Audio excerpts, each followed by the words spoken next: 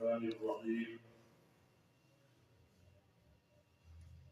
مفتی صاحب نے اشارہ کر دیا تھا، یہ جو سورہ روم کی آیت ہے، آیت نمبر 52، اس میں فَإِنَّكَ لَا تُسْمِعُ الْمَوْتَى وَلَا تُسْمِعُ الصُّمَّ الدُّعَاءَ إِذَا وَلَّوْا مُدْبِرِينَ۔ بس بے شک آپ نہیں سنا سکتے مردوں کو اور نہیں سنا سکتے بہروں کو اپنی پکار جب وہ پیٹھ دے کر پھر جائیں۔ عقیدے کے مسائل ایسے ہیں کہ اگر ان میں کمی بیشی کی جائے تو بندہ مجرم ہے۔ اگر کوئی عقیدے کے مسائل میں اگر کوئی مسئلہ اللہ کی صفات میں شرک والا ہو، یہ قوم نوح کے 5 نیک بندے تھے، اولیاء اللہ تھے، تو وہ کیا کہ جس وقت وہ زندہ تھے اپنے لوگوں کو وہ مسئلہ توحید کی تلقین کرتے رہے، قوم نے ان کی نہ مانی۔ جب وہ وفات پا گئے تو پھر شیطان نے کیا کیا، شیطان نے، ہے تو لمبی داستان، شیطان نے قوم کو انہی کی عبادت پہ لگا۔ تو سب سے پہلا شرک جو ہے وہ قوم نوح سے آیا ہے، اور اس کے بعد مختلف اقوام کا ذکر ہے، قوموں کے اندر معاشرتی برائیاں بھی تھیں، لیکن پھر ہر امت کے اندر یہ شرک چلا۔ تو اس لیے قرآن مجید کو پڑھیں تو وہاں یہ ملتا ہے کہ ہر پیغمبر نے اپنی قوم کو جو سب سے پہلے دعوت دی، وہ دعوت کون سی تھی؟ مسئلہ توحید۔ یا قوم اعبدوا اللہ، یا قوم اعبدوا اللہ ما لکم من الہ۔ ہر پیغمبر کی پہلی دعوت یہ تھی، اور ساتھ ساتھ جو خرابیاں ہوتی تھی ان میں پھر وہ ساتھ اصلاح کرتے تھے۔ تو ہمارے ہاں اس وقت جو شرکیہ عقیدے پائے جا رہے ہیں،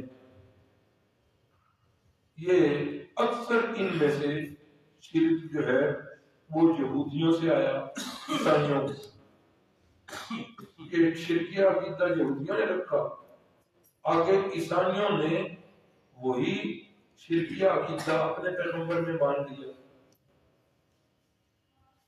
کہ ہمارے پیغمبر یہودیوں کے پیغمبر سے کم تو نہیں ہے۔ انہوں نے اپنے پیغمبر کے اندر وہ خدائی صفات مان لی، پھر انہی سے یہ عقیدہ ہماری اس امت کے اندر بھی آ گیا۔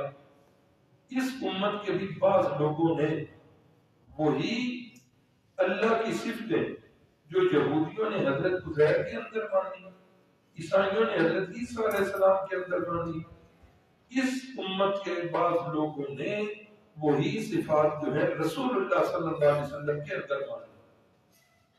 تو اگر ایک عقیدہ یہودی جو ہے حضرت عزیر علیہ السلام کے متعلق رکھے تو وہ مشرک، وہی عقیدہ عیسائی حضرت تو وہ مشرک، اور وہی عقیدہ اگر اپنے آپ کو کوئی مسلمان کہلانے والا رسول اللہ صلی اللہ علیہ وسلم کے اندر رکھے گا تو وہ بھی کون ہوگا؟ وہ بھی مشرک ہوگا۔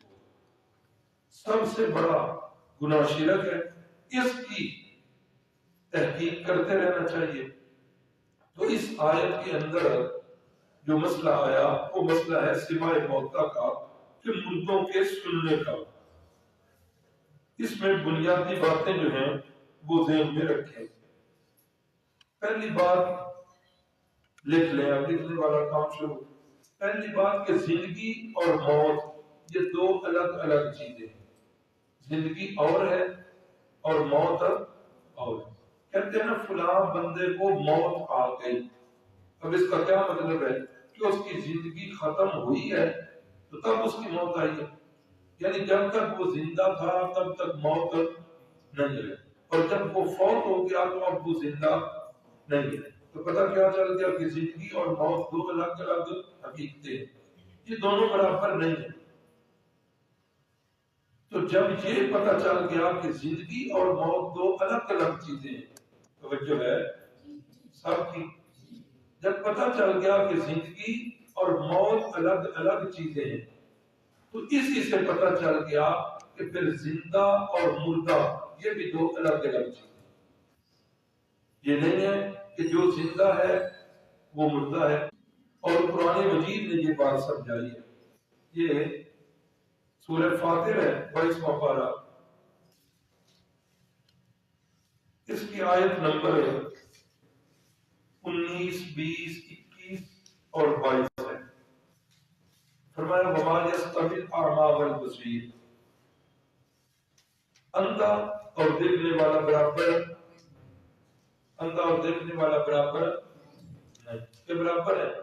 ہاں اچھا، وہ ولا الظلمات ولا النور، اندھیرا اور روشنی برابر نہیں ہے، ولا الظل ولا الحرور، دھوپ اور چھاؤں برابر نہیں، یہ ہے برابر۔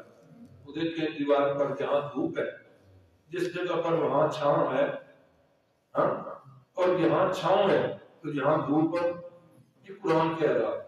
تین چیزیں بتائی، بینا اور نہ بینا برابر نہیں ہے، روشنی اور اندھیرا برابر نہیں ہے، سایہ اور دھوپ برابر نہیں ہے۔ قرآن نے اب اسلوب دیکھے قرآن کا، پیچھے لفظ ایک ہے ما یستوی، آگے الاعمی والبصیر، آگے للظلمات ولا النور ولا الظل ولا الحرور، یعنی ما یستوی کا ایک لفظ اور اس کے ساتھ تین مثالیں دی۔ اب اسی کے ساتھ ہی آگے یہ ہو جاتا للاحیاء ولا الاموات، مسئلہ تو واضح ہو جانا تھا، لیکن اللہ کو پتا تھا کہ یہ پچھلی جو تین مثالیں ہیں یہ جاہل بھی مانتا ہے، علم والا بھی مانتا ہے، یہ عیسائی بھی مانتا ہے، یہودی بھی مانتا ہے، یہ مسلمان بھی مانتا ہے کہ بینا اور نہ بینا برابر نہیں، یہ سارے ہی مانتے ہیں۔ لیکن اگر بات تھی آگے مردے کی اور زندے کی، اللہ نے یہاں پھر دوبارہ وہ لفظ بول دیا وما یستوی الاحیاء ولا الاموات، کہ بھائی جس طرح یہ پچھلی تین چیزیں مثالیں برابر نہیں ہو سکتی نا، اسی طرح زندے اور مردے بھی برابر۔ یہ کیوں لفظ لگا ہے؟ اس لیے کہ پچھلی تینوں مثالیں ہر بندہ مان جاتا ہے، جاہل بھی، علم والا بھی، عیسائی بھی، یہودی بھی، مسلمان بھی۔ تو یہ جو مردے اور زندے والی بات ہے نا، یہاں آ کے مولوی نے ڈٹ جانا تھا، انہوں نے دلائل دینے تھے، انہوں نے کہنا تھا کہ نہیں مردے جو ہیں وہ زندہ ہوتے ہیں۔ ملتان سے ایک بزرگ، انہوں نے کتاب لکھی، اس کتاب کا نام انہوں نے رکھا حیات الاموات۔ کیا نام رکھا؟ حیات الاموات۔ حیات الاموات کا پتہ معنی کیا ہے؟ حیات الاموات کا معنی ہے مردوں کی زندگی، مردوں کی زندگی، یعنی مردوں کی زندگی ثابت کر رہے ہیں۔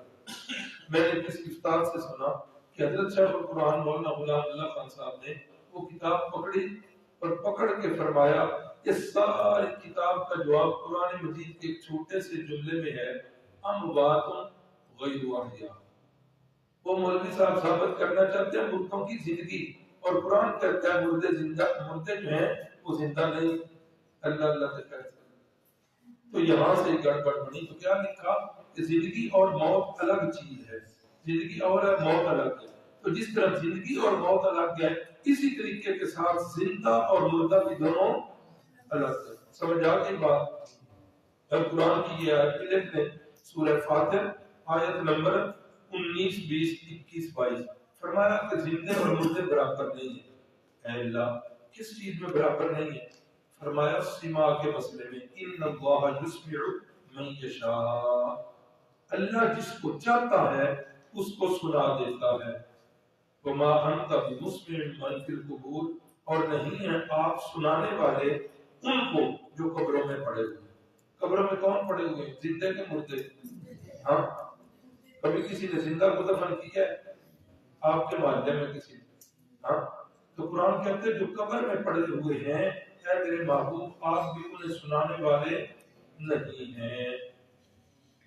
ایک اور بات یاد رکھیں، ایک ہے اللہ کا قانون، یہ اور چیز ہے، ایک ہے اللہ کی قدرت، یہ اور چیز ہے۔ کیا میں نے کہا؟ قانون اور ہے اور قدرت اور ہے۔ اب دیکھ کے سمجھاتا ہوں، قانون یہ ہے کہ میدے میں جو چیز چلی جائے وہ ہضم. ہاں یہ گاڑیوں میں پکی بیچنے والے ہوتے ہیں وہ کہتے ہیں لکڑ ہضم پتھر ہضم. ہاں جو بھی میدے میں گیا وہ ہضم. یہ قانون ہے اس کا. لیکن حضرت یونس علیہ السلام مچھلی کے میدے میں گئے ہیں, کتنے دن ادھر رہے ہیں, لیکن مچھلی انہیں ہضم نہیں کر سکی. یہ کیا ہے؟ اللہ کی قدرت. اور اللہ کی قدرت ہے اور حضرت یونس علیہ السلام کا معجزہ ہے. اب پتہ چل گیا کہ قانون اور قدرت. اور مثال دیکھیں, قانون ہے آپ کے اندر جس کو بھی ڈال دیں آپ اس کو جلا کے رکھ دیں, جلاتی ہے کہ نہیں جلاتی؟ اللہ اکبر. کتنے ہی مسلمانوں کو کتنے کفار نے جلا دیا. اللہ اکبر. تو آپ کا یہ قانون ہے کہ جو چیز آپ میں جل جاتی ہے. لیکن حضرت سیدنا ابراہیم علیہ السلام کو اللہ نے آگ میں اس طرح بچایا کہ حضرت ابراہیم علیہ السلام کا ایک بال بھی جو ہے وہ نہیں جلا. تو یہ کیا ہوا؟ کیا ہوا؟ اسد کا دھیان کی طرف. یہ کیا ہوا؟ قدرت. تو قانون اور قدرت اور مثال دے دیں. چھری کے نیچے جو چیز بھی آپ رکھیں گے نرم, چھری کیا کرے گی اس کو؟ یہ کیا ہے؟ قانون. یہ کیا ہے؟ قانون ہے. چھری کاٹ دیتی ہے, یہ قانون ہے. لیکن حضرت سیدنا اسماعیل علیہ السلام کے گلے کو اس نے کاٹا نہیں. تو یہ کیا ہے؟ اللہ کی قدرت. تو یہ قانون اور چیز ہے, قدرت اور چیز ہے. اور جہاں اللہ تعالیٰ اپنا قدرت کا اظہار کرتا ہے, اس قدرت کے اظہار کو کوئی بندہ دلیل نہیں بنا سکتا. ہاں کہ بن سکتی ہے دلیل, معجزہ دلیل نہیں نہ بن سکتی. ہاں اب دیکھو, میں اگر کروں اپنے بیٹے کو لٹا کے چھری پھیرنی شروع کر دوں کہ حضرت اسماعیل بچ گئے تھے تو میرا بیٹا بھی بچ جائے گا, تو بچے گا بیٹا؟ نہیں بچے گا. سارے لوگ مجھے کہیں گے کہ پاگل اور بیوقوف ہے, بیٹے کی زندگی کو خطرے میں ڈال دیا. ایسے ہی میں کسی کو پکڑ کر یا خود آگ میں چلا جاؤں تو بچ جاؤں گا؟ نہیں بچوں گا. کیوں؟ اس لیے کہ وہ قانون اور ہے, قدرت اور ہے. اور جہاں اس کی قدرت ہوتی ہے وہاں صاحب دلیل ہوتی ہے, اور وہ معجزہ ہوتا ہے پیغمبر کے لیے. اور یہ جو دلیل نہیں بن سکتا معجزہ. اب یہاں بھی اللہ نے دو چیزیں بیان کی ہیں. ان اللہ یسمع من یشاء, یہ ہے اللہ کی قدرت. اور وما انت بمسمع من فی القبور, یہ ہے اس کا قانون. قانون کیا ہے کہ جو قبر میں پڑے ہوئے ہیں وہ کسی کی بات نہیں سن سکتے. اے میرے محبوب آپ بھی انہیں نہیں سنا سکتے. یہ کیا ہے؟ قانون. لیکن اس کی قدرت کیا ہے؟ ان اللہ یسمع من یشاء, اللہ جس کو چاہے سنا دے. جس مردے کو چاہے اللہ سنا دے. اللہ جس تپائی کو چاہے اللہ سنا دے. کتاب کو چاہے تو اللہ سنا دے. مردوں کی نہیں تخصیص, جس کو چاہے اللہ سنا دے. قانون کا منکر جو ہوتا ہے وہ کون ہوتا ہے؟ اللہ کے قانون کا ایک بندہ منکر ہے, وہ کون ہوتا؟ کافر ہوگا. کہ اللہ کا یہ قانون ہے تو اس قانون کا جو انکار کرے گا وہ کافر ہے. اسی طرح جو اللہ کی قدرت کا انکار کرے گا کہ اللہ ایسا نہیں کر سکتا, تو یہ قدرت کا انکار کرنے والا بھی کیا ہوتا ہے؟ یہ بھی کافر ہوتا ہے. یہاں اللہ نے دونوں چیزیں بیان کر دی. ان اللہ یسمع من یشاء, یہ اس کی قدرت ہے. اللہ جس کو چاہے سنا دے, کوئی اس کا انکار نہیں ہے. لیکن قانون وما انت بمسمع من فی القبور ہو گیا جی. اب پتہ ہے کہ فرق کیوں ہے زندگی میں اور موت میں, زندہ اور مردہ میں یہ فرق کیوں ہے جی؟ آپ سن رہے ہیں میری بات کہ نہیں سنتے؟ مردہ کیوں نہیں سنتا؟ کیا فرق ہے؟ موت آئی نا تو موت سے کیا ہوا؟ اس کی روح نکلی. ہاں موت جب آئی تو اس کی روح نکلی. تو جب روح نکل گئی تو اس سے یہ ہوا کہ وہ جسم جو ہے اب کوئی کام پکڑ نہیں سکتا, سونگ نہیں سکتا, کھا نہیں سکتا, چل نہیں سکتا. سارا اس کا جسم جو ہے وہ معطل ہو گیا, کچھ بھی نہیں کر سکتا. تو اب اس سے روح نکل گئی. تو روح جب تک اندر تھی وہ بندہ زندہ تھا, تو جب روح نکل گئی تو وہ بندہ کیا ہوا؟ فوت شدہ ہو گیا. تو پتہ یہ چل گیا کہ انسانی جسم کے اندر اصل چیز جو ہے وہ کیا ہے؟ وہ کیا ہے؟ روح ہے۔ تو اس لیے جب روح نکلتی ہے تو موت آ جاتی ہے۔ اب لکھنے والی بات یہ ہے کہ موت کس چیز کا نام ہے؟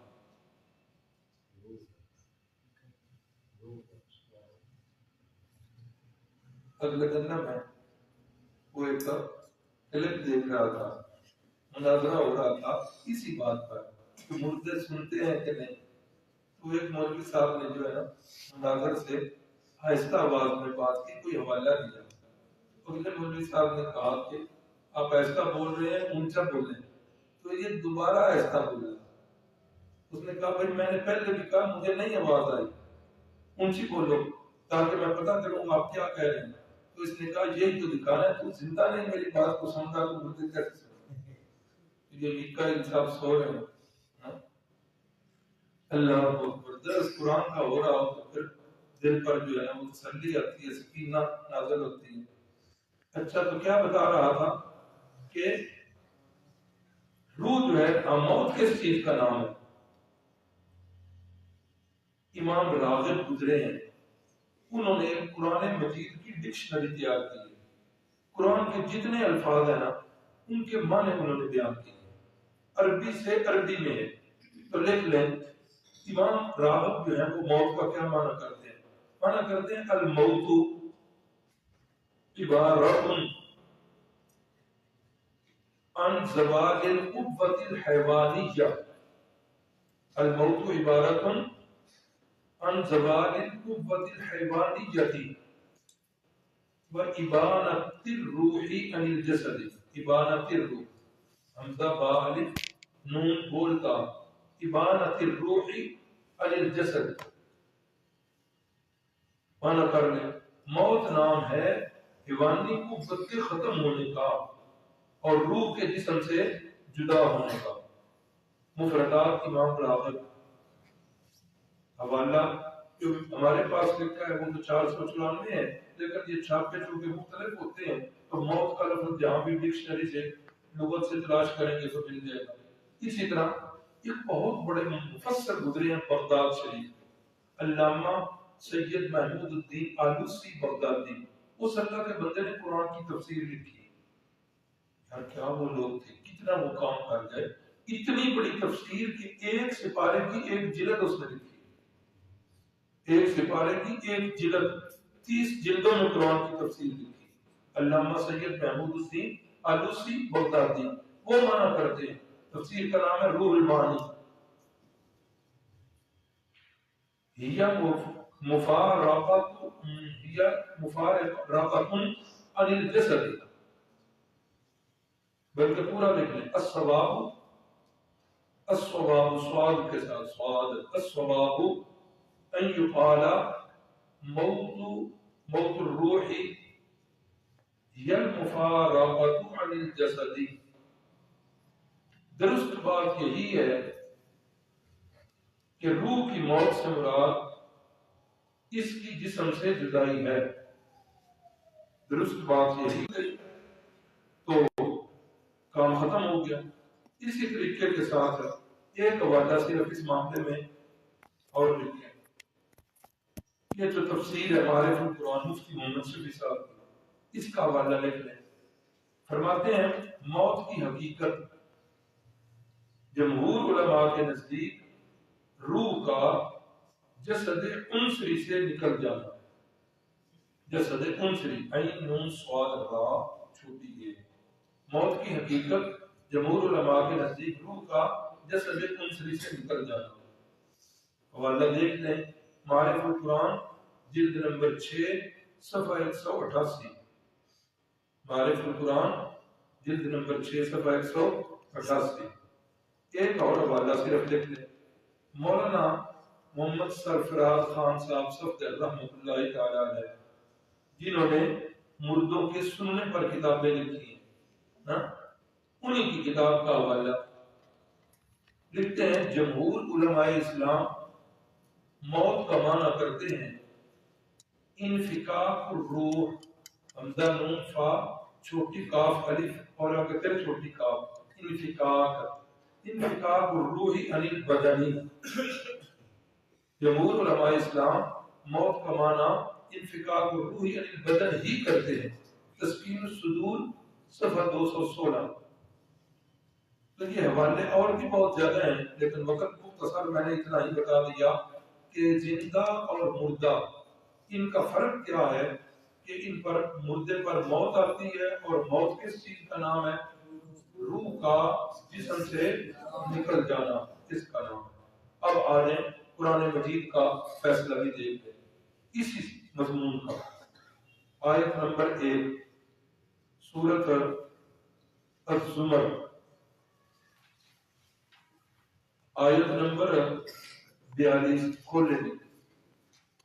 سورۃ الزمر آیت نمبر 42 کہاں سے شروع ہو رہی ہے جی؟ جلدی کھول کے بتائیں کہاں سے شروع ہو رہی ہے جی؟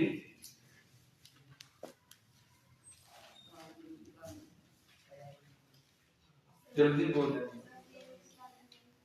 سورۃ الزمر کی آیت نمبر 42 کہاں سے شروع ہو رہی ہے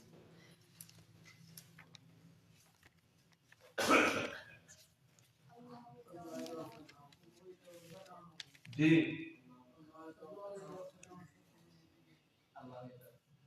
مجھے یہ تھا کہ ابھی تفضل کو نہ سمجھ لیں، وہ اپنی آیت ہے۔ یہ 42 نمبر ہے۔ اللہ یتوفی الانفس، دھیان سے سمجھیں اس آیت کو۔ اللہ یتوفی الانفس، اللہ قبض کر لیتے ہیں روحوں کو، حین موتہا، ان کی موت کے وقت، واللتی لم تمت فی منامہا، اللہ ان روحوں کو بھی قبض کر لیتے ہیں جن کی موت نہیں آتی، کب؟ فی منامہا، جس وقت وہ سو جاتے ہیں ان کی نیند، جس طرح یہ صاحب سو گئے۔ تو اللہ روح کو قبض کرتے ہیں موت کے وقت بھی، اور اللہ روح کو قبض کرتے ہیں نیند کے وقت بھی۔ آگے سنیے، فَيُمْسِكُ الَّتِي قَضَى عَلَيْهَا الْمَوْتِ، پھر اللہ روک لیتے ہیں اس روح کو جس پر موت کا فیصلہ کر چکے ہوتے ہیں۔ وَيُرْسِلُ الْأُخْرَى، اور بھیج دیتے ہیں اللہ تعالیٰ دوسری روح کو۔ یہ دوسری روح کون سی ہے؟ جو بندہ سویا ہوا ہے، جس طرح اس کی روح اب واپس آ گئی ہے، تو اس کی روح کو اللہ بھیج دیتے ہیں اِلَىٰ أَجَلٍ مُّسَمًّى، ایک وقت تک۔ ہم روزانہ رات کو سوتے ہیں، ہماری روح نکلتی ہے۔ یہ میں نہیں کہہ رہا، کہ کون کہہ رہا ہے؟ اللہ کہہ رہا ہے۔ یہ نہ کہنا کہ اس کی روح نکلی ہے تو سانس کیسے لے رہا ہے کروٹے، یہ اللہ کہہ رہا ہے، میری بات ہو تو بے شک اعتراض کر سکتے ہیں۔ تو اللہ کہہ رہے ہیں کہ دونوں روحوں کو میں کھینچ لیتا ہوں، لیکن جس پر موت کا فیصلہ ہوتا ہے اس کی روح کو میں اپنے پاس روک لیتا ہوں، اور جو نیند میں ہوتا ہے جب وہ بیدار ہوتا ہے تو اس کی روح کو میں واپس بھیج دیتا ہوں۔ ایک وقت تک یہ کام چلتا ہے۔ تو اب یہ پتہ چل گیا کہ جس پر موت آتی ہے اس کی روح کیا ہوتی ہے؟ نکلتی ہے، اور اس روح کو اللہ تعالیٰ کیا کرتے ہیں؟ روک لیتے ہیں۔ یہ آیت نمبر 1 ہو گئی جی۔ اللہ اکبر۔ دوسری آیت دیکھیں، اللہ سورۃ القیامت 29واں پارہ، سورۃ القیامت، اس کی آیت نمبر 26، 27 اور 28۔ کلا، ہرگز نہیں، اذا بلغ التراقی، جس وقت روح نکلتے نکلتے یہاں تک پہنچ جاتی ہے۔ یہ سمجھے، روح جب فرشتے نکالتے ہیں نا تو یہ نیچے سے شروع کرتے ہیں، پاؤں کی انگلیوں سے، ناخنوں سے، ادھر سے روح واپس نکالتے جاتے ہیں، نکالتے جاتے ہیں۔ تو جس وقت روح نکلتے نکلتے یہاں ہنسلی کی ہڈی تک پہنچ جاتی ہے۔ وقیل من راق، تو اس وقت کہا جاتا ہے من راق، ہے کوئی دم کرنے والا، ہے کوئی جھاڑ پھونک کرنے والا، بلاؤ نا اس کو کہ یہ روح نکل کے یہاں تک پہنچ گئی ہے، اب اس کی روح کو کوئی واپس لے جائے۔ وَظَنَّ أَنَّهُ الْفِرَاقُ، تو اس وقت یہ یقین ہو چکا ہے کہ اب اس کی ہم سے جدائی ہوگی۔ فراق کا معنی جدائی، اب جدائی ہوگی۔ تو اب یہ بھی پتہ چل گیا کہ روح جو ہے وہ لازماً نکل جاتی ہے۔ ہو گیا جی۔ آیتیں کتنی ہو گئی؟ 2. آگے نکالے سورۃ الانعام، اس کی آیت نمبر 93.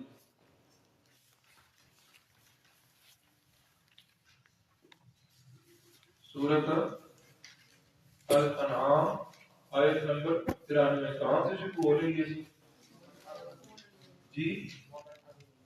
ہاں جی، اس سے نا اور نیچے آ جائے اسی آیت وَلَوْ تَرَىٰ إِذِ الظَّالِمُونَ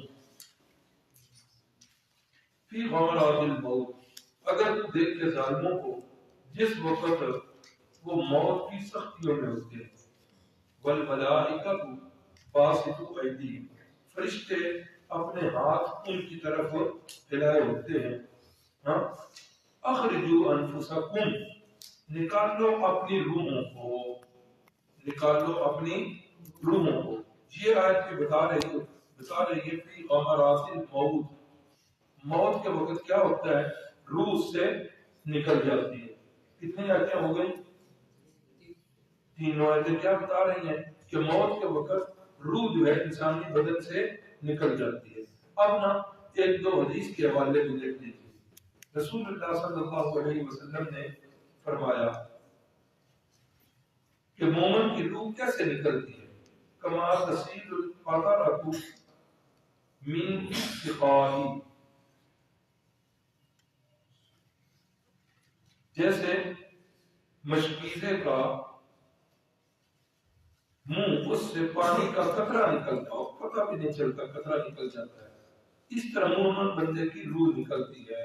اللہم اجعلنا منہم، ینتظر زا کے ساتھ روا کا بائی، کما ینتظر السفود من الصفوف المبلول، السفود سین کے ساتھ، من الصفوف سواد کے ساتھ، کما ینتظر السفود یہ سین ہے، من الصفوف یہ سواد ہے، من الصفوف المبلول، جیسے کسی گیلی روئی سے سختی کے ساتھ گرم سلاخ کھینچی جائے.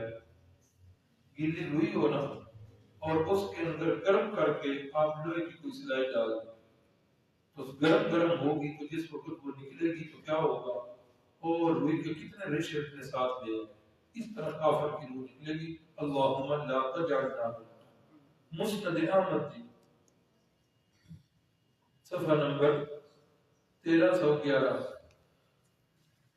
اب یہ بات بھی حدیث سے پتہ چل گئی کہ مومن کی روح بھی وقت موت کے وقت نکلتی ہے اور کافر کی روح بھی نکلتی ہے. اب اگلی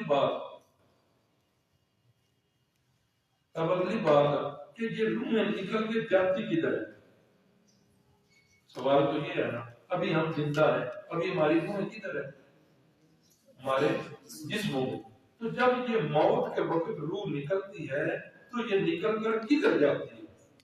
مسئلہ ہم نے یہ سارا قرآن و حدیث سے سمجھنا ہے، کیونکہ اس سے بڑا کام خراب ہو رہا ہے. اب یہ بھی قرآن سے پوچھنا ہے کہ یہ روح کدھر جاتی ہے. تو یہ لکھ لیں کہ جب روح نکلتی ہے تو مومن کی روح اس کا ٹھکانہ الگ ہے، کافر کی روح اس کا ٹھکانہ الگ ہے. مومن کی روح کا ٹھکانہ قرآن مجید نے بتایا علیین اور سورۃ مطففین میں. کافر کی روح کا ٹھکانہ قرآن نے بتایا سجین.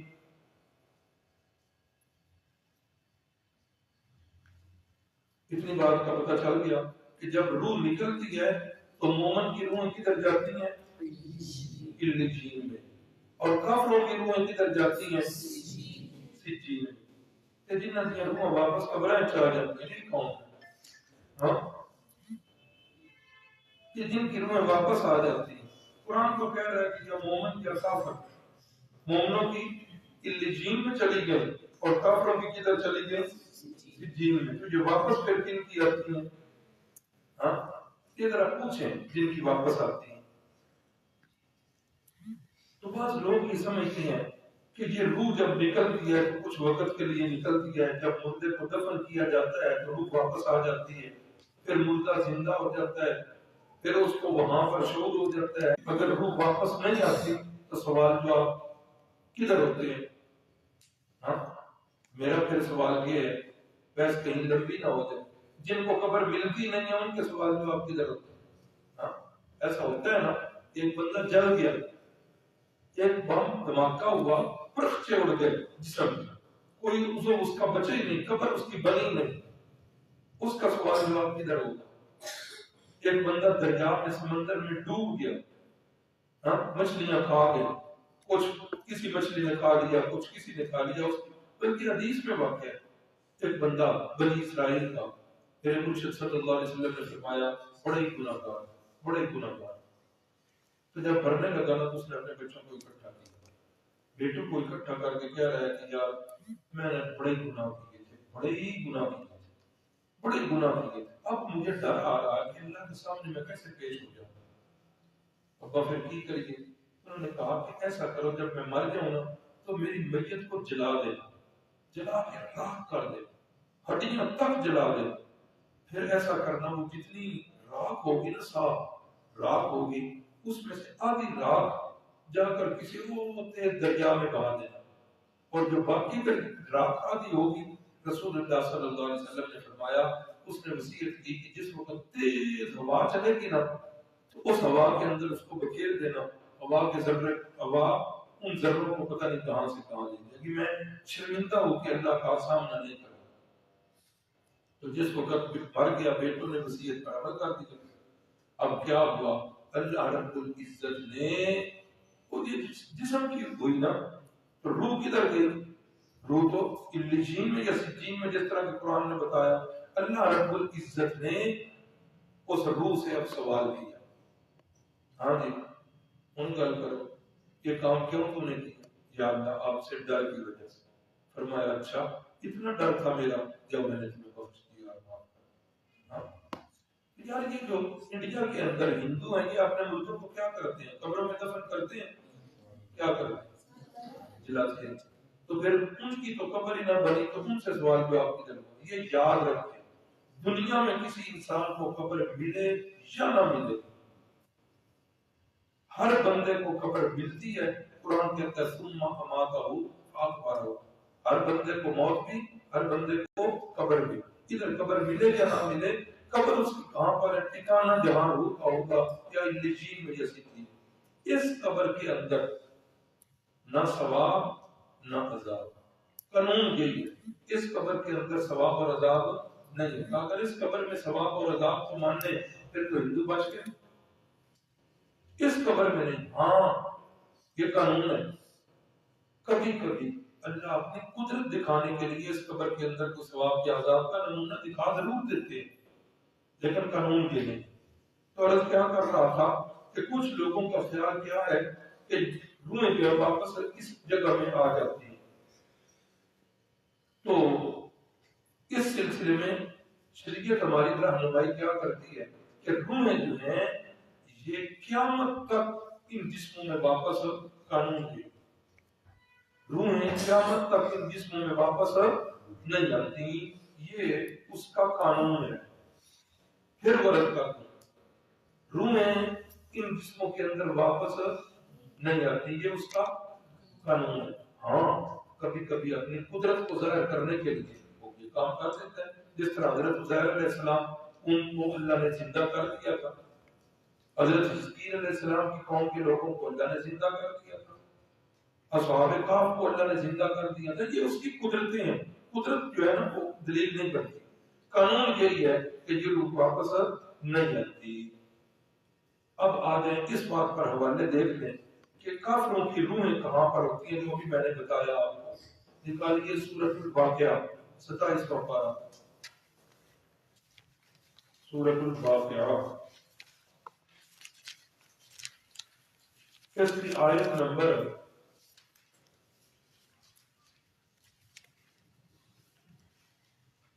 92, 93, 94.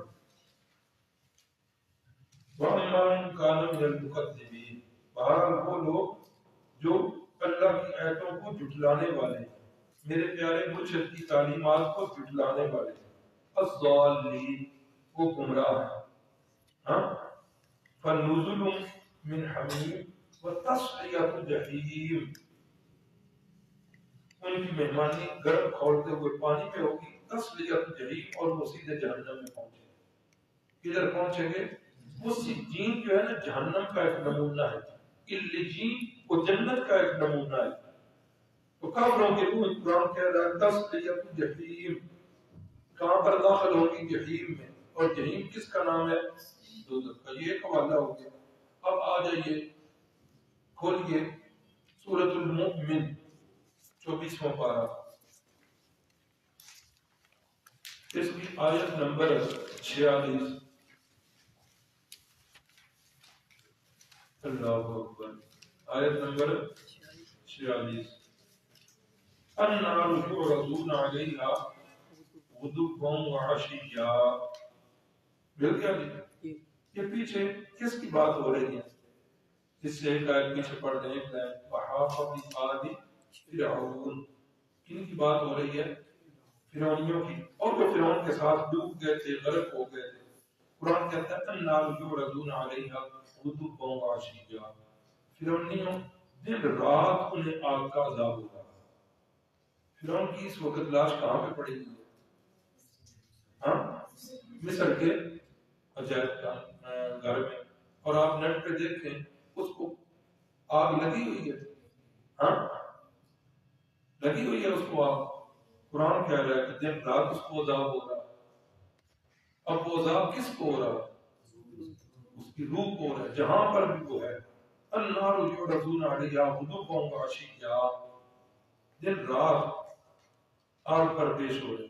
وَيَوْمَ تَقُومُ السَّاعَةُ، اور جب قیامت قائم ہوگی، ادخلوا آل فرعون اشد العذاب، تو اس وقت اس سے بھی زیادہ سخت آگ کے اندر ان کو ڈال دیا جائے گا۔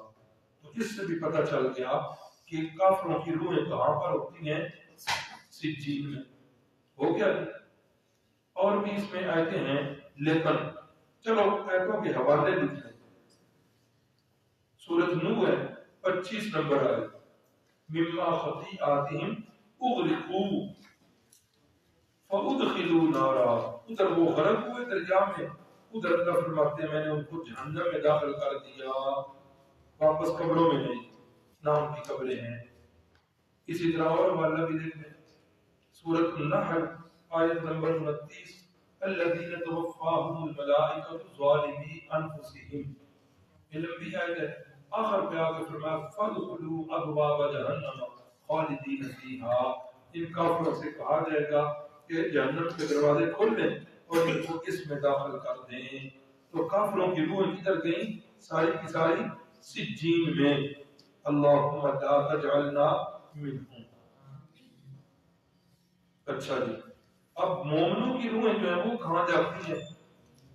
سورۃ الفجر، اور بالکل آخری آیات، یا ایتھا النفس المطمئنہ، میکائیل قرآن کی طرف دھیان دیں، انگلی رکھے اوپر آیتوں کی، یا ایتھا النفس المطمئنہ، یہ مومنوں کی روح کی بات ہے۔ اللہ فرما رہے ہیں جس وقت وہ اس کی نکلتی ہے روح، اے اطمینان والی روح، ارجعی الی ربک، ارجعی اپنے قبر کی طرف لوٹ جاؤ، ٹھیک ہے مانا؟ ارجعی الی ربک، کدھر لوٹ جا؟ ہاں رب کی طرف کے قبر کی طرف؟ تو لوٹی کدھر روح؟ الی ربک، اپنے رب کی طرف لوٹ جاؤ۔ فادخلی فی عبادی وادخلی جنتی، اللہ کی طرف سے اعلان، میرے بندوں میں داخل ہو جا اور میری جنت میں داخل ہو جا۔ اللہم اجعلنا منہم۔ تو مومنوں کی روح کدھر گئی؟ جنت میں کہ قبر میں؟ قرآن کہہ رہا ہے۔ اللہ اکبر۔ آیت نمبر 2 سورۃ المطففین کی آیت، اللہ ان کتاب الابرار لفی علیین، آیت نمبر 18، واضح علیین آ گیا۔ تیسری دلیل حدیث پاک حضرت کعب بن مالک سے، قال رسول اللہ صلی اللہ علیہ وسلم نسمۃ المؤمن طائر يعلق في شجر الجنة، طائر يعلق في شجر الجنة حتى يرجعه الله تعالى إلى جسده يوم يبعثه. طائر يعلق في شجر الجنة حتى يرجعه الله تعالى إلى جسده يوم يبعثه. حوالے کئی جگہوں پر یہ حدیث ہے. موطا امام مالک صفحہ 236، مسند احمد صفحہ 1066، ابن ماجہ 782، سنن نسائی 411، مشکات جلد 2 صفحہ 51. حضرت کا رسول اللہ صلی اللہ علیہ وسلم سے نقل کرتے ہیں، فرماتے ہیں کہ مومن کی روح پرندے کی طرح جنت کے اندر پرواز کر رہی ہوتی ہے، وہاں کے درختوں سے پھل کھاتی ہے، یہاں تک کہ اللہ تعالیٰ حتی یرجعہ اللہ الی جسدہ، یہاں تک کہ اللہ اس کو لٹائیں گے. کس کو اللہ لٹائیں گے؟ اونچی مومن کی روح الی جسدہ یوم القیامہ، اس کے جسم کی طرف لٹائیں گے. کب؟ قیامت والے. یعنی پتہ چل گیا اس حدیث سے کہ مومن کی روحیں جسموں کی طرف واپس کب آئیں گی؟ قیامت کے دن آئیں گی. اور بھی اللہ اکبر. اور حدیث پاک ہے، ترجمہ ہی لکھ لیں. حضرت زمرہ ابن حبیب فرماتے ہیں رسول اللہ صلی اللہ علیہ وسلم سے مومنوں کی روح کے متعلق پوچھا گیا. آپ نے فرمایا فی طیر خضر تسرح فی الجنۃ حیث شاءت، وہ تو سبز پرندوں کے جسموں میں اللہ ڈال دیتے ہیں جنت میں، جہاں چاہتی ہیں وہ سیر کرتی ہیں. پوچھا گیا کہ کافروں کی روحیں؟ فرمایا محبوسۃ فی السجین، وہ سجین میں اللہ ان کو قید کر دیتے ہیں. کتاب الروح صفحہ 159. آگے ایک اور حدیث کا حوالہ. حضرت ام ہانی فرماتی ہیں کہ رسول اللہ صلی اللہ علیہ وسلم نے فرمایا مومنوں کی روحیں پرندوں کی طرح جنت کے درختوں سے پھل کھاتی ہیں حتی اذا کان یوم القیامت دخلت کل نفس فی جسدہا، قیامت کے دن اللہ تعالیٰ دوبارہ انہیں اپنے جسموں میں داخل کریں گے. مسند احمد صفحہ 2000. حضرت معاذ سلمی جب ان پر زنا کی حد جاری ہوئی تو کسی نے زبان سے ان کے متعلق نازیبہ جملہ فرما دیا، تو آپ نے فرمایا والذی نفسی بیدہ، قسم ہے اس ذات کی جس کے قبضہ قدرت میں میری جان ہے، انہو الآن، بے شک یہ مائل اس وقت لفی انہار الجنت، جنت کی نہروں میں، ینغمس فیہا، جنت کی نہروں میں غوطے کھا رہا. سمجھیں حد جاری ہو رہی ہے حضرت مائل پر. زنا ہو گیا تھا تو زنا کی شریعت نے مثال سزا کیا دی کہ اگر شادی شدہ ہے پتھر مار مار کے اس کو ختم کر دو. ایسا ہی کیا گیا رسول اللہ صلی اللہ علیہ وسلم کے سامنے. تو کسی صحابی نے کوئی جملہ بول دیا تو آپ نے اس موقع پر فرمایا کہ ماعز کی روح پہلے قسم کھائی، اللہ کی قسم، ماعز کی روح اس وقت جنت کی نہروں میں غوطے کھا رہی ہے. اب ماعز کا جسم تو ادھر ہے تو روح ان کی کدھر ہے؟ جنت کی نہروں میں غوطے کھا رہی. اور یہ میں نہیں کہہ رہا، رسول اللہ فرما رہے ہیں. ابو داؤد شریف کی حدیث ہے، صفحہ 875 ہے. اللہ اکبر. آپ صلی اللہ علیہ وسلم کے جو سب سے آخری بیٹے تھے، نام آتا ہے کسی کو ان کا کیا تھا؟ جی حضرت ابراہیم. شاباش. حضرت ابراہیم 18 ماہ کے ہیں، 1.5 سال کی عمر میں فوت ہو گئے. اللہ اکبر. تو نبی علیہ السلام نے فرمایا ان لہو مرضعا فی الجنہ، اللہ نے میرے اس بیٹے کے لیے جنت کے اندر ایک دودھ پلانے والی دائی کو اللہ نے مقرر کر دیا. حالانکہ بیٹا جو ہے اس کا جسم مقدس وہ آپ کے پاس ہے، پھر بعد میں قبر میں دفن ہو گئے. آپ فرما رہے ہیں کہ میرے اس بیٹے کے لیے اللہ نے جنت کے اندر ایک دودھ پلانے والی دائی کو مقرر کر کے بخاری کے اندر صفحہ 10 7 9 79. تو اب یہ ساری روحیں مومنوں کی ان حدیث سے پتہ چل گیا کہ کدھر پہنچ رہی ہیں، کدھر پہنچ رہی ہیں، جنت کے اندر پہنچ رہی ہیں. پتہ چل گیا. ایک اور بات بھی، ایک اور آیت بھی دیکھ لیں. یہ سورۃ تکویر ہے نا، ادھر شمس کو پھرت. اب یہ سارے کام کس وقت ہوں گے یہ دیکھتے جائیں. جب سورج بے نور ہو جائے گا. یہ کب بے نور ہوگا؟ ہاں قیامت والے دن. فَإِذَا النُّجُومُ انْكَدَرَتْ، جب ستارے گدلے ہو جائیں گے. فَإِذَا الْجِبَالُ سُجِّرَتْ، جب پہاڑ چلائے جائیں گے. جب 10 ماہ کی قابل اونٹنیاں پھر نہیں ہوگی. جب وحشی جانور اکٹھے ہو جائیں گے. جب دریا بڑھکائے جائیں گے. یہ سارے کب کام ہوں گے؟ کب ہوں گے؟ قیامت والے دن. آگے اللہ فرماتے ہیں وَإِذَا النُّفُوسُ زُوِّجَتْ، جب روحوں کو جسموں کے ساتھ جوڑا جائے گا. تو اگر روحیں پہلے ہی قبروں کے اندر موجود ہیں تو پھر یہ کون سی روحیں آئیں گی جسموں کے اندر؟ اللہ اکبر، اللہ اکبر. تو یہ ساری باتیں کیا بتا رہی ہیں کہ روحیں جو ہوتی ہیں یہ موت کے وقت جدا ہو جاتی ہیں اور انہوں نے دوبارہ جسموں کے اندر کب آنا ہے؟ کب آنا ہے؟ قیامت والے دن. اگر یہ عقیدہ بندہ رکھے کہ روح جو ہے بندہ فوت ہوتا ہے تو اسی قبر میں آ جاتی ہے، اگر یہ عقیدہ بندہ رکھے تو جب روح ادھر قبر میں آ گئی تو یہ مردہ کیا ہو گیا؟ زندہ ہو گیا نا. تو اب یہ قیامت والے دن کون زندہ ہوگا؟ جنہوں نے قرآن کہتا ہے کہ قیامت کو زندہ ہو جائے. یہ تو پہلے ہی زندہ ہے. زندہ تو نہیں زندہ ہوں گے، تو مردے ہی زندہ ہوں گے نا. تو مردہ تب بھی بنے گا جب اس کی روح اس سے نکلے. تو قیامت والے دن مردوں نے زندہ ہونا ہے، زندوں نے زندہ نہیں ہونا. اللہ اکبر. یہ باتیں تھی ابتدائی. اب جو ہے نا صرف وہ دلائل لکھ لیں کہ جن کے اندر آیا کہ مردے جو ہیں وہ سنتے نہیں ہیں. کیوں؟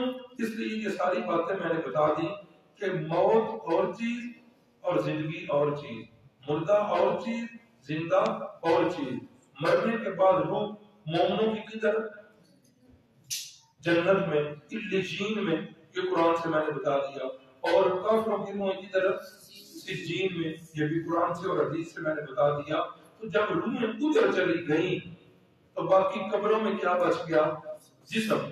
تو جسم بغیر روح کے سنتا نہیں ہے. اب اس پر دیکھ لیں قرآن مجید کی ایک تو یہی آیت کریمہ جو آج کے سبق میں آئی ہے. ہاں اِنَّكَ لَا تُسْمِعُ الْمَوْتَى وَلَا تُسْمِعُ الصُّمَّ الدُّعَاءَ. پہلے یہی آیت 20ویں پارے میں آئی ہے. ایک حوالہ اس کا بھی دیکھ لیں. 20واں پارہ سورۃ النبل آیت نمبر 80. وہاں بھی یہی لفظ ہے اِنَّكَ لَا تُسْمِعُ الْمَوْتَى، تیرے محبوب آپ مردوں کو نہیں سنا سکتے. وَلَا تُسْمِعُ الصُّمَّ الدُّعَاءَ، اور جو بہرے ہوتے ہیں نا آپ انہیں بھی نہیں سنا سکتے جس وقت وہ پیٹھ دے کر چلے جائیں. یہی ہے دوبارہ پھر آ گئی آج کے سبق کے اندر سورۃ روم آیت نمبر 52. کتنی دلیلیں ہوں گی مردوں کے نہ سننے کی؟ 2. تیسری دلیل یہ ابھی جو سورہ فاتر کی آیت میں نے لکھوائی 22 نمبر وَمَا يَسْتَوِي الْأَعْمَى وَالْبَصِيرُ وَلَا الظُّلُمَاتُ وَلَا النُّورُ وَلَا الظِّلُّ وَلَا الْحَرُورُ وَمَا يَسْتَوِي الْأَحْيَاءُ وَلَا الْأَمْوَاتُ إِنَّ اللَّهَ يُسْمِعُ مَن يَشَاءُ وَمَا أَنْتَ بِمُسْمِعٍ مَن فِي الْقُبُورِ. اے محبوب جو قبروں میں پڑے ہوئے ہیں ان کو آپ اپنی بات نہیں سنا سکتے. اور اس سوئے پہ سے پوچھو میں نے کیا کہا؟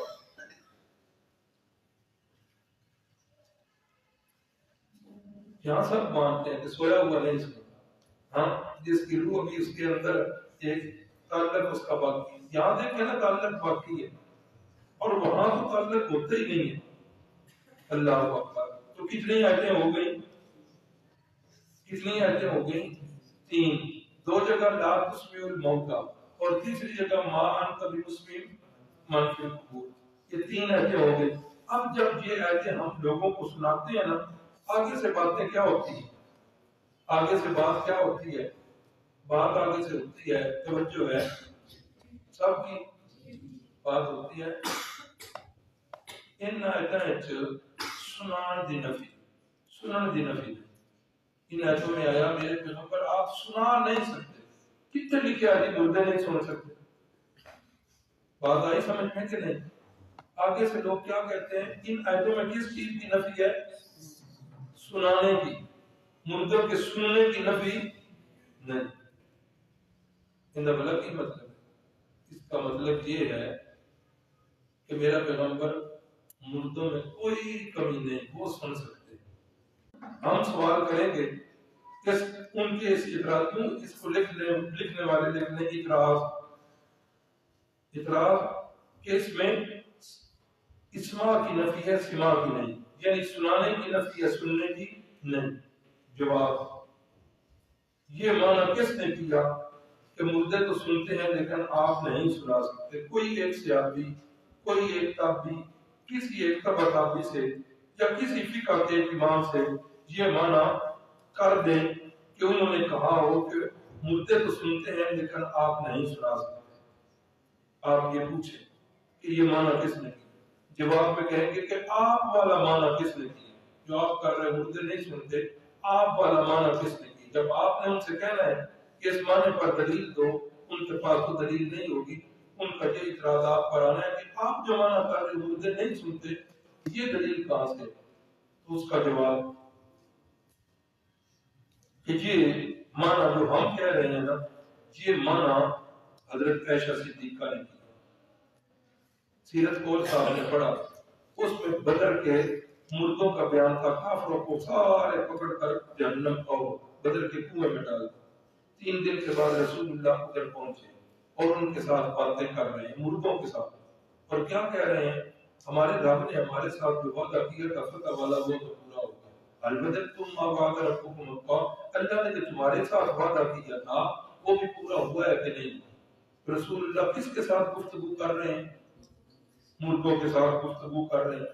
اچھا، تو جب مردوں سے خطاب کیا تو حضرت عمر رضی اللہ تعالیٰ عنہ بولے اور کہنے لگے کئی فرق کلمو اجساد اللہ ارواح اللہ. مسلم شریف، یا رسول اللہ ان مردوں سے باتیں کر رہے ہیں جن کے اندر روح موجود ہی نہیں ہے. ہاں، آپ ان سے گفتگو کر رہے ہیں جن کے اندر روح موجود نہیں. تو آپ نے کیا جواب دیا؟ آپ نے فرمایا انہم، دھیان سے، بے شک یہ عبارت لکھ لے بخاری کی ہے، انہم لا یسمعون الان ما اقول لهم. یہ 4 جملے، انہم لا یسمعون الان ما اقول لهم. چاروں جملے انہم مانا سنیے، بے شک یہ والے مردے، سارے نہیں، یہ والے مردے، انہم لا یسمعون، یہ والے مردے یہ باتوں کو سن رہے ہیں. صرف سننے کی بات ہے، دیکھنے کی بات نہیں، چلنے پھرنے کھانے پینے کی بات نہیں. یہ والے مردے سارے نہیں، صرف سن رہے ہیں، دیکھتے نہیں. الآن، یہ سن رہے ہیں تو کس وقت؟ الآن، صرف کس وقت؟ ما اقول لهم، قائد متکلم کا صیغہ، میری باتوں کو جو میں کہہ رہا ہوں تمہاری کو. یہ دلیل بڑی پیش کی جاتی ہے، پوری دیوان حدیث پڑھو گی پوری، تو یہ پوری پڑھ رہا ہوں. انہم لا یسمعون الآن ما اقول لهم، یہ والے مردے سارے نہیں، اس وقت، ہر وقت نہیں، میری باتوں کو سن رہے ہیں، تمہاری باتوں کو. یہ ساری اس حدیث نے واضح کر دی. تو حضرت عمر نے یہ پوچھا تھا کہ یا رسول اللہ ان مردوں سے باتیں کر رہے ہیں، اللہ کے یہ نہیں سنتے. تو پتہ چل گیا کہ یہ معنی حضرت عمر کا ہے. پھر جس وقت رسول اللہ کی وفات ہو گئی تو یہ معاملہ آ گیا میری اور آپ کی اماں جان حضرت عائشہ کے پاس. ان سے پوچھا گیا کہ رسول اللہ صلی اللہ علیہ وسلم نے مردوں سے باتیں کی ہیں. تو امی جی نے کیا کہا، کیف یسمعوا وَأَنَّا يُجِيبُوا وَقَدْ جِيفُوا. ہاں کیوں کیسے سن سکتے ہیں، کیسے جواب دے سکتے ہیں جبکہ یہ مردہ ہو چکے ہیں. تو اماں جی نے ساس یہ دلیل دی کہ وہ عمر کو مغالطہ لگا ہے، سننے کا مطلب جاننا ہے. اللہ کے نبی قرآن کے خلاف نہیں کر سکتے. قرآن یہ کہہ رہا ہے اِنَّكَ لَا تُسْمِعُ الْمَوْتَىٰ. تو یہ اماں جی اس حدیث پاک کی وضاحت فرما رہے ہیں. تو یہ مردوں کے نہ سننے والی بات ان آیتوں سے یہ سب سے پہلے کس نے لی ہے؟ حضرت عائشہ نے اور حضرت عمر. ہو گیا. اللہ اکبر. یہ کتنی دلیلیں ہو گئی تھی؟ 3 دلیلیں ہو گئی تھی جن میں آیا کہ مردے نہیں سنتے. چوتھی آیت سورۃ احقاف کی 5 نمبر آیت وَمَنْ أَضَلُّ مِمَّنْ يَدْعُو مِن دُونِ اللَّهِ مَن لَّا يَسْتَجِيبُ لَهُ إِلَىٰ يَوْمِ الْقِيَامَةِ. دیکھ لیں سورۃ احقاف 26واں پارہ. دھیان ہے جی کہیں سے کہاں سے شروع ہو رہی ہے؟ وَمَنْ أَضَلُّ. فرمایا اس سے بڑھ کر کون گمراہ ہو سکتا ہے؟ کیا مطلب کہ اس سے بڑا کوئی گمراہ نہیں. یدعو من دون اللہ، جو کس کو پکار رہا ہے؟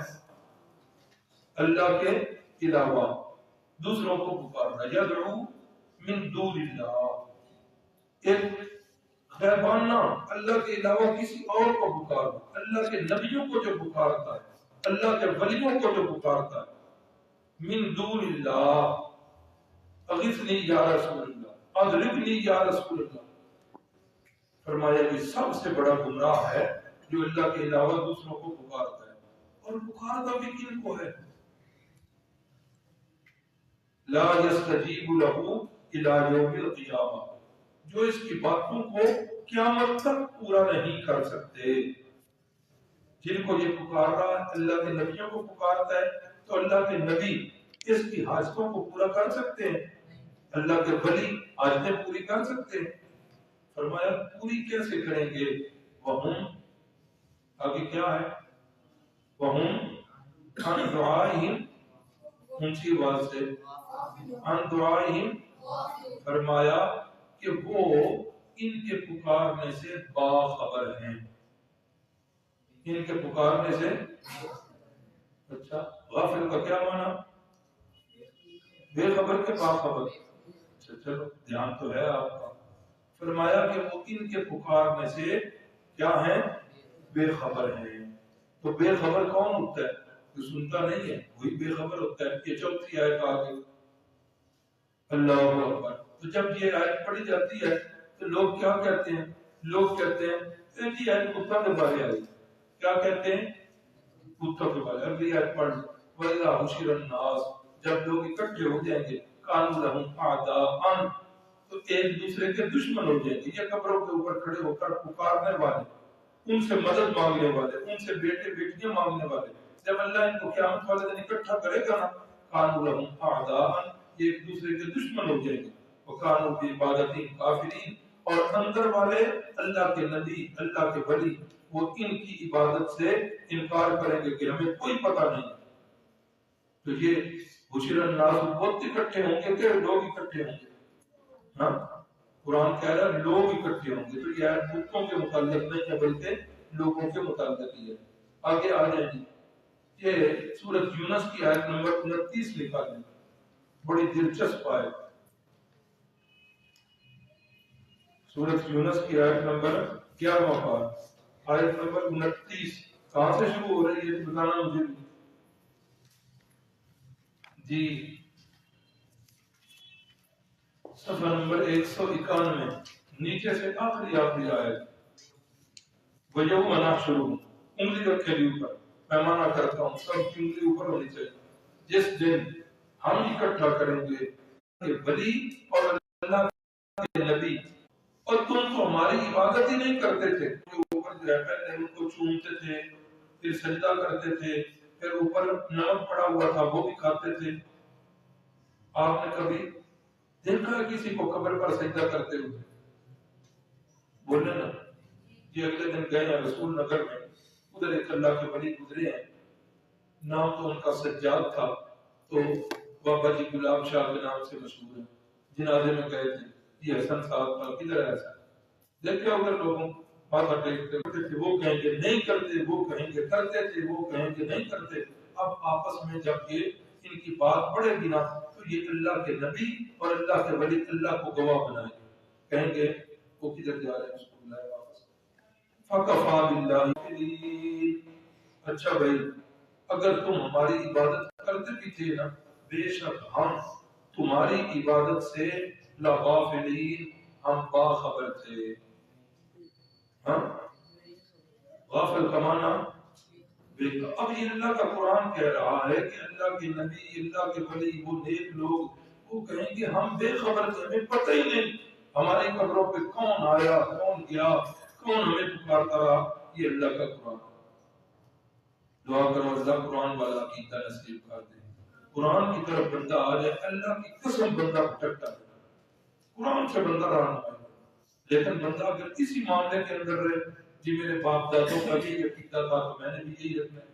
اللہ کہتے ہیں اولو کان آباؤہم لا یعقلون شیئا، تمہارے باپ دادے کسی چیز کی نہیں سمجھ رکھتے تھے، نہ ہدایت یافتہ تھے، تو کیا پھر بھی تم اپنے باپ دادا کی راہ پہ چلو؟ اللہ اکبر، اللہ اکبر۔ تو یہ بھی آیت آ گئی۔